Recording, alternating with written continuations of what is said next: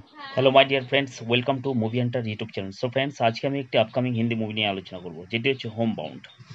উত্তর ভারতের একটি প্রত্যন্ত গ্রাম, মাটির ঘর, ধুলো ভরা রাস্তা আর ছোট্ট বাজার। এই গ্রামেই বড় হয়েছে দুই বন্ধু, সোয়াইপ ও চন্দন।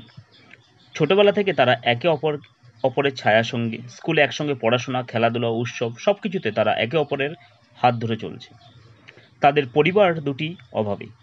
সোয়াইবের বাবা একজন ক্ষেতমজুর, চন্দনের বাবা মাঝে মাঝে রাজমিস্ত্রির কাজ পান। সংসারে প্রতিনিয়ত টানাপোড়েন, তবু পরিবারগুলোর ছেলের স্বপ্ন দেখতে শেখায় সরকারি চাকরি করলে তাদের দিন ফিরবে।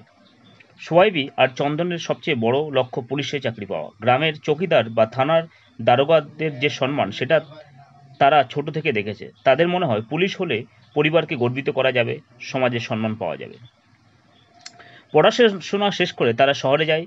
সেখানে কোচিং সেন্টারে ভর্তি হয়ে পরীক্ষা দেওয়ার প্রস্তুতি নেয়। শহর তাদের কাছে একেবারে তুচ্ছ ন- আহ, বা নতুন জগৎ। এখানে মানুষ দ্রুত হাঁটে, ভবনগুলো উঁচু, আর প্রতিযোগিতার চাপ অসীম। প্রথমে তারা ভেবেছিল আমাদের পড়াশোনার যোগ্যতা আছে, পরিশ্রম করলে আমরা সফল হব। কিন্তু শিগগিরই তা বুঝতে পারে আসল লড়াইটা শুধু বইয়ের পাতায় নয়। কেউ ধনী পরিবারের ছেলে, ভালো শিক্ষক পাচ্ছে, কেউ রাজনীতি আর প্রভাব দিয়ে সুযোগ আদায় করছে, কারো আবার ধর্মবর্ণের কারণে বিশেষ সুবিধা মেলে।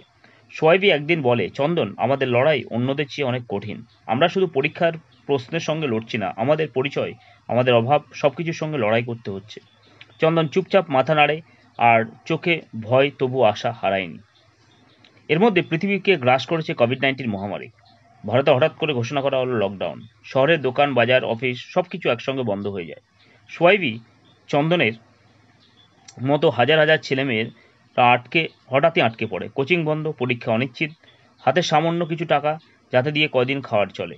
দিন গড়াতে না গড়াতেই সমস্যার পাহাড় নেমে আসে।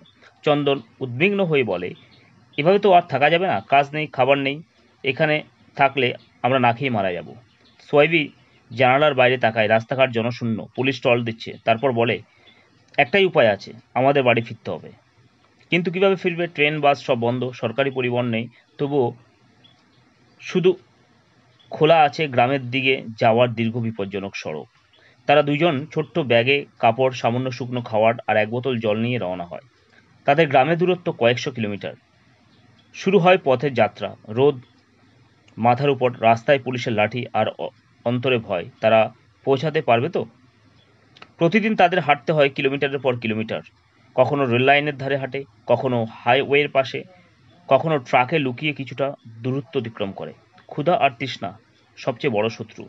অনেক সময় ঘন্টার পর ঘন্টা জল পায় না, রোদে মাথা ঘুরে যায়। সোয়াইবি একবার অজ্ঞান হয়ে পড়ে যায়। চন্দন কাঁপতে কাঁপতে তাকে জায়গায়। চন্দন কাদো গলায় বলে, সোয়াইব, তুমি উঠে দাঁড়াও।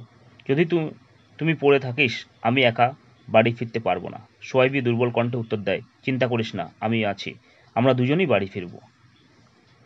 পথে তারা নানা রকম মানুষের সঙ্গে দেখা করে। এক বৃদ্ধা তাদের দুটো রুটি দিয়ে দেন, বলেন, ছেলেরা নিজের ছেলের মতো করে দিলাম। কোথাও আমার কিছু কোনো ধর্ম দেখে তাদের আলাদা করে খাবার দিতে অস্বীকার করে। একবার পুলিশ তাদের ধরে নিষ্ঠুরভাবে তাড়িয়ে দেয়, কিন্তু অন্য এক জায়গায় এক কনস্টেবল বোতল ভর্তি জল এনে দেয়। বাবা, শক্ত থেকো। এইসব অভিজ্ঞতায় তারা শিখে নেয় মানবতা এখনো আছে, কিন্তু বৈষম্য ততটাই জীবন্ত। এত কষ্টের মধ্যে তাদের বন্ধুত্ব বারবার ভেঙে যায়, আবার জোড়া লাগে। একদিন খাবার ভাগাভাগি করতে গিয়ে বড় ঝগড়া হয়। অন্যদিকে চন্দন হোঁচট খেয়ে পা মচকায়, সোয়াইব তাকে পিঠে তুলে কয়েক কিলোমিটার হাঁটে। কখনো দুজন নীরব থাকে, শুধু চোখের ভাষায় বলে, আমরা একসঙ্গে আছি। তাদের সম্পর্ক ধীরে ধীরে এক নতুন গভীরতায় পৌঁছায়। এটা শুধু বন্ধুত্ব নয়, একে অপরের প্রতি দায়িত্ব আর ভালোবাসার প্রতিচ্ছবি। অবশেষে বহুদিনের সংগ্রামের পর তারা নিজেদের গ্রামের কাছে পৌঁছায়। তাদের শরীর ভেঙে গেছে, মুখ শুকনো, চোখ ক্লান্ত, তবুও গ্রাম দেখা মাত্র তাদের চোখে ভিজে ওঠে। চন্দন বলে, দেখ আমাদের গ্রাম, আমরা পেরেছি। সোয়াইবি মাটিতে বসে পড়ে, কণ্ঠ ভেসে আসে, আমরা বেঁচে ফিরেছি। এতটুকুই এখন সবচেয়ে বড় জয়। গ্রামের মানুষ ছুটে আসে, কেউ তাদের খাবার দেয়, কেউ জল দেয়। পরিবাররা ছেলেদেরকে জড়িয়ে ধরে কাঁদতে থাকে। এভাবে মুভিটির পরিসমাপ্ত হয় একটা কাল্পনিক অভিজ্ঞতার মধ্য দিয়ে।